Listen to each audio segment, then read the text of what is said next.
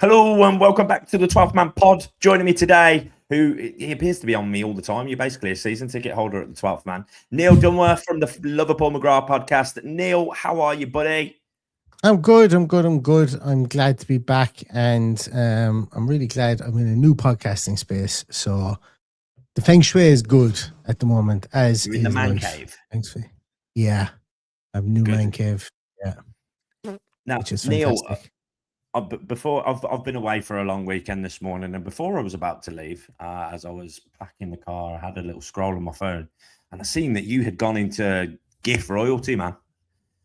I see you've become a meme for the foreseeable future in the podcast you're recording with Rollo this morning, mate. It was I want to be you. That's like almost as good as the Neymar one that I use all the time. Like I feel like that's an all-timer, that is, for me, mate. I haven't I still didn't figure out where that look, it was obviously reflection for something. I have no idea where a shimmering reflection could come from. I haven't investigated it either, but if anybody has any sage or anything like that, or can get rid of spirits, either negative or positive, just let me know, because there seemed to be something flying around my room earlier on. So today's episode, this is my first pre-match preview. So this is the first time we've done an episode leading up to a game, a competitive game, since this first competitive game we've had since the pod started. So Neil, PSG is fast approaching. Wednesday is 2 days away. It is coming. I seen a tweet last night saying that PSG, everybody's back and they are going full strength. And it doesn't look like all of our squad are back yet. I mean, I assume they're going to have a training session or two. The guys who have been playing in the World Cup, Emmy, Konza and Watkins. How are you feeling about going up against the full strength PSG now, including Luka Dean, which makes it even more, I can't see him playing over Nuno Mensch, but what's your thoughts? How are you feeling about the Super Cup, mate? Yeah, so the Super Cup, it's interesting because it's all well and good for everybody to be back in training, but these guys, okay, to kind of subdivide it and slightly, we talk about our players that are missing. I mean, Martinez, Konza, Watkins, those three guys anyway, specifically, they're missing because they were at the World Cup. Pretty much 14, I think, of PSG squad was at the World Cup. So it's one thing about them being back and being back in training as well. But I would imagine a lot of them will start. We're way further along in our preseason for the guys who've been in preseason for us than PSG are. PSG only played their first game last Wednesday or Thursday, I think it was. They played a second one over the weekend against Man United as well. So they're coming into this in the back of two preseason games. We've obviously had the three prior to Indonesia and Thailand, and then we've had a good workout against Bayern Munich now coming into this. The one big, I suppose, question that everybody has is that, yes, we haven't seen Ollie Watkins, Emi Martinez or Ezri Konza with the team in the Far East, but that's not to say they haven't been back in Bodymore running their arse off for the last 7 days, essentially. And I would imagine that they're not just going to rock up today and go, "Hi, today's my first day." And if they are, the club would have 100% been in communication with them, given that the Super Cup is on, and that they would have been aware about, what metrics and what work they would have needed to do with maybe a personal trainer that the club would have sent them while they were on leave. So yes, the big thing that's going to affect both teams here is match fitness, I suppose, for those players who are away at the World Cup. So I think that's a bit of a leveler, because when you look at PSG squad, even going down into their second team, that's what they're those guys were all at the World. Warren Zaire-Emery was at the World Cup. Bradley Barcola was at the World Cup. Yeah. You go down into all those guys, and they were all there. So it's it's going to be interesting, I think, to see what happens there. It is, yeah, and I couldn't agree more with you on that, Neil.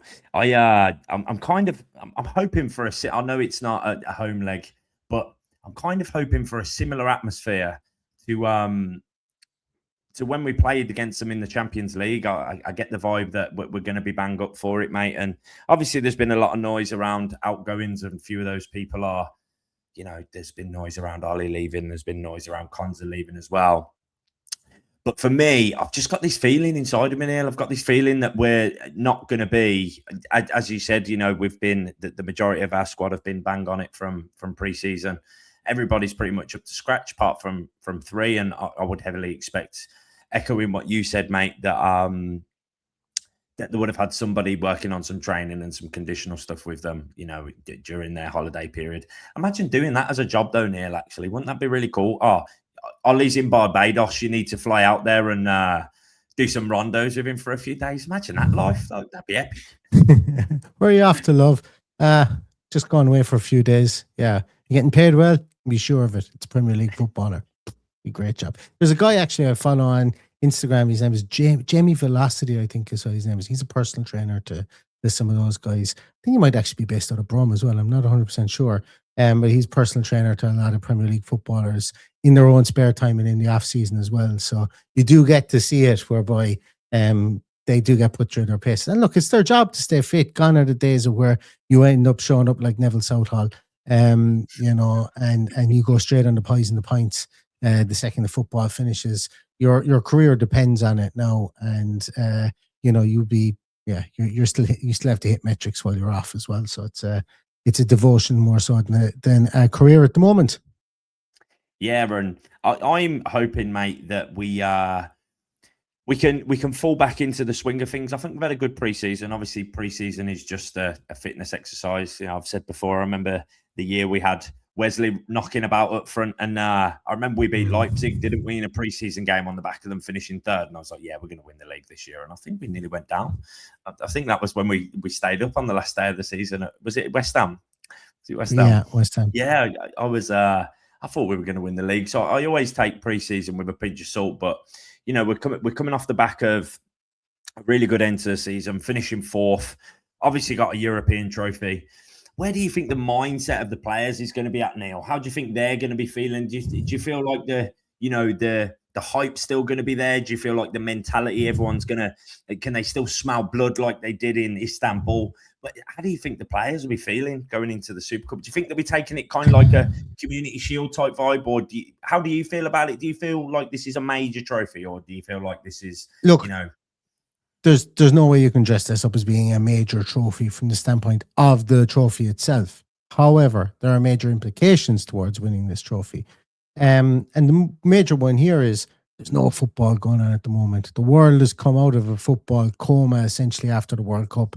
They've had their 4 weeks. They've had nearly 4 weeks of pre-season football only. This will be the only gig in town. So anybody who's watching football in the world will be watching this game. It's going to be the most high-profile football game in the world. And if Villa go out and beat Paris Saint-Germain, that'll do. If Villa go put in a good performance, beat Paris Saint-Germain, lift the Super Cup. Well, it's not going to be an open bus tour in Birmingham for it. No, I don't. But what it will do is it could open an awful lot of eyes to Aston Villa as a team in the Premier League, whereby we're even seeing it now after the World Cup. Like, I don't know how many Instagram accounts, how many Twitter accounts, how many TikTok accounts that I've come across. Actually, I've not come across TikTok because I don't have TikTok downloaded. I don't even know why I said that. But no matter how many of those that you open up and you see, I'm going to pick in my Premier League team. Actually, and I've seen 2 people actually putting their stuff into a bowl, running their hand around, picking out a team, don't want that one. And then, they're doing it over 20 days. And 2 people have landed on Villa at the end and I've gone, welcome to the family. A lot of content creators are doing that. A lot of people are doing that. A lot of people are opening their eyes to the Premier League. And this will help solidify that. It solidify Aston Villa. Yeah. So like the potential for this is that, it is the only game in town currently at the moment. The whole world will be watching it. Villa go out here, put in a good performance, beat Paris Saint-Germain. All of a sudden that probably is worth 3 Far East tours to Aston Villa, from the point of view of, 50,000 people might decide I'm going to follow Aston Villa off the back of that. While that might amount to nothing in the March, or it might amount to something in merchandise. At least it's something. It's more about the prestige than it is about the actual the money side of things, or it being a major trophy. If this was Man City versus Paris Saint-Germain, or maybe an Ajax versus a Paris Saint-Germain, or a even a Roma, I would go so far as to say, versus Paris Saint-Germain, because of Rome and Ajax being capital city teams, I don't think it would mean as much. Birmingham, Aston Villa, I think it means more, because we have been a sleeping giant, because we're on this cusp of a huge wave in European football under Unai Emery, and we've just sold a player for 117 million. People are talking about Aston Villa at the moment, and this would get them talking about them in a brilliantly positive light if we were to go and win this. So from a PR standpoint, that's the major value of this trophy, I think, for the club itself. Yeah, I echo everything you said there, Neil. So in terms of how we're going to line up, you're going to assume usual shape. So you're going to say Emmy at the back, left back's going to be Maatsen, right back's Matty Cash, two in the middle, Pau, Konza. You pivot, João Gomez, Kamara. Now, in the 10, you're going to assume Buendia, right? If with Manzambi not being ready, Garnacho on the left and McGinn on the right, and Ollie up top. Would you say that's a banker that's going to be your 11? I think that's going to be your 11 based on the squad list that Aston Villa sent in. John McGinn, they seem to think John McGinn would be okay for this. I don't know whether she was that sent in before or after it. Must have been sent in after it because Maggio only got his news on Friday that he was allowed to play. Then the list came out, I think, on the Saturday, must have, because people were saying, why isn't Brian Maggio in the list? Was he not registered in time? So McGinn was in the list. There was Konza was in the list, Emmy was in the list, Watkins was in the list. I would imagine they're going to get game time. Whether they start or whether they come on is a different story. I don't think you're in a position to bring all of them on. I think Konza starts. I think Emmy starts. I think McGinn starts if he's fit. Because if it isn't McGinn, it could very well be Matty Cash that's lifting the trophy above his head as our vice captain if McGinn and Ezri Konza don't start. So yeah, I just don't think we're in a position. I would be very surprised if we start with 17-year-old Brian Maggio up top, even though he does have prior knowledge of Paris Saint-Germain from his time at Metz. I'd be blown away if it was Brian Maggio or Tammy Abraham up top. Yeah, I agree, mate. How are you feeling about it though, Neil? Are you feeling?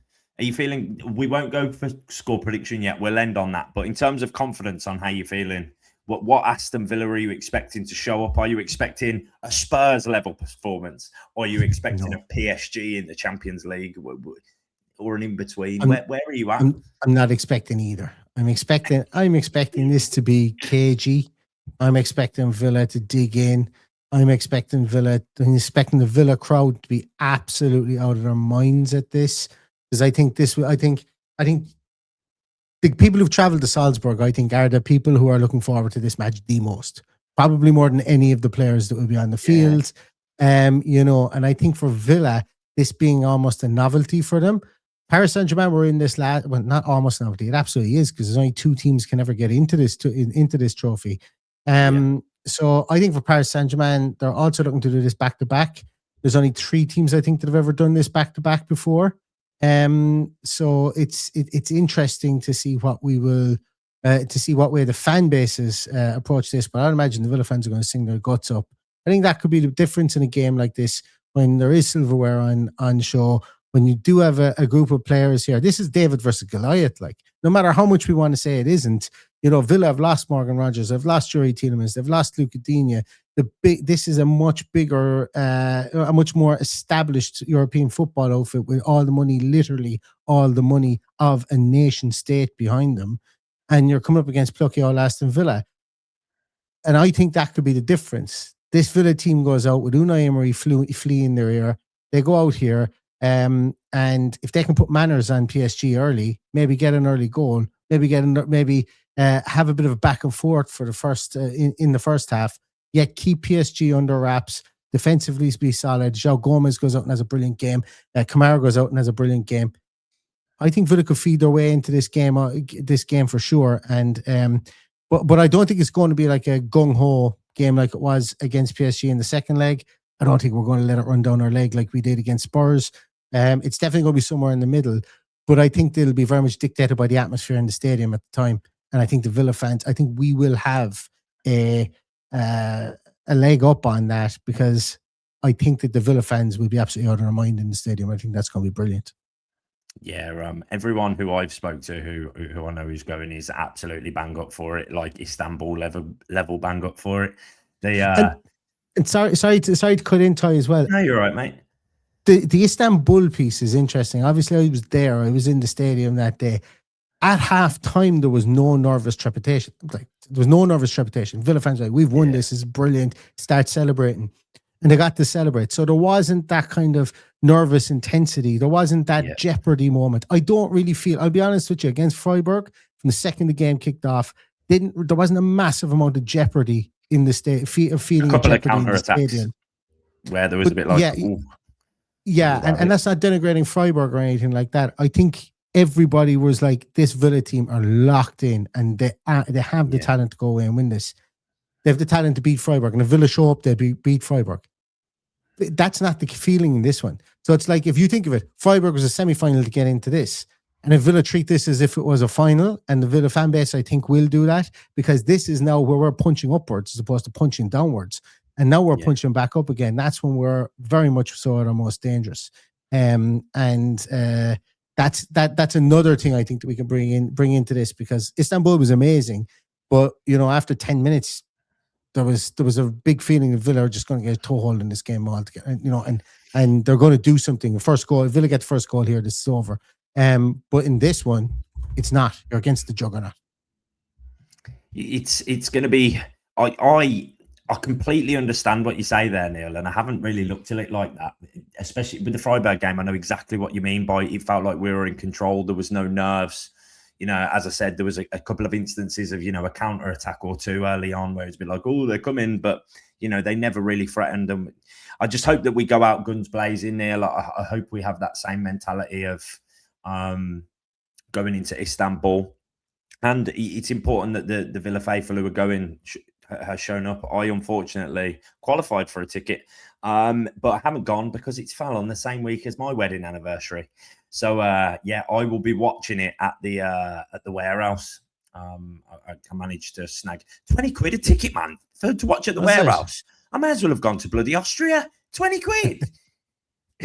But I'm looking forward to it. So Neil, let's wrap this up then. First pre-match preview done. So give me your score predictions. How you feeling? What does your heart say? What does your head say? Do they match? Let's hear it, man.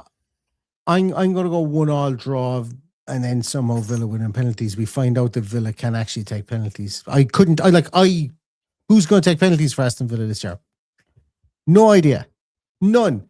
Luke Dean, people might have said would have taken a good penalty. Tielemans. I have that idea who's going to take penalties. None. Couldn't tell you. Don't know if anybody in our team. João Gomez can you take a penalty? I have no idea who can take a penalty on this team. Give me 1-1, bring it to penalties, and then we find out that we've got absolutely 6 rapid penalty takers somewhere on our squad, and we figure it out from there. Neil, it wouldn't surprise me if they're practicing penalties as we speak. I assume that will be in part of the training sessions this week. I'm going to go, Neil. I'm going to say, optimistic head, I'm going to say 1-0 down at half-time, 2-1 win. I'm going to go. I'm confident. And on the back of that, Neil, I really hope that, I feel like this is our season starting properly. Obviously, pre-season, there's no pressure and anything of that kind. And I feel like this is our season starting early. And then obviously we've got Brighton as well once the season starts. I know we've got Mönchengladbach on the weekend, but Brighton season starts in 10 days too. They've got a European leg at either side of us because they're in the qualifying round. So, their season also starts early too. So, but we'll save that for another episode. But Neil, thank you for joining me for the pre-match preview. Really bang up for the PSG game. If you have enjoyed the episode, guys, if you could whack in the comments, let me know your score predictions. Let me know what you think. Are we going to take home another trophy to start off our season? But thank you for joining us on the episode today. If you are enjoying the content, if you could like and subscribe, I would be very appreciative. So from myself today, and thank you as always to Neil from the Love of Grammar podcast. Up the Villa.